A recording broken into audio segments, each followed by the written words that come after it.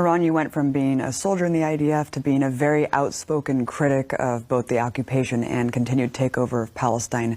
What made you go through such a profound transformation? I realized that my job is actually to maintain an apartheid system. Very early on, I understood that the rights that the Jewish settlers have are not the rights that the Palestinians have. I understood that I cannot touch a Jewish settler if he is attacking a Palestinian. The best I can do is call a local police department to come handle it, like I would do at home in Jerusalem. So these Jewish settlers that live in Hebron are living under the same rights that I live in Jerusalem, but the Palestinian next to them, next house over, next building over, sometimes next apartment over, lives under my rule, my military rule. And I can do whatever I want with him. I can take his home as a temporary base for a few hours to a few days to a few weeks. I can decide that I'm arresting the people of the house and tying them up to the fence of my base.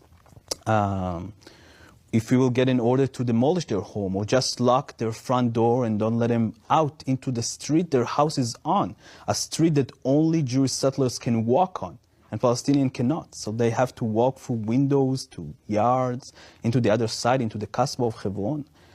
I think realizing all of that in a very, very early stage in my service helped me understood that someone was lying to me along the way.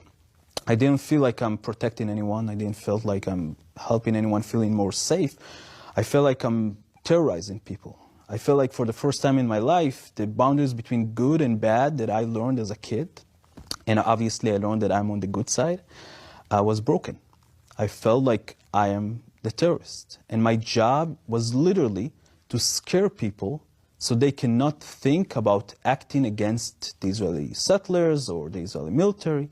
That was actually our defined mission, to make sure that to instill fear in the hearts of Palestinians in Hebron.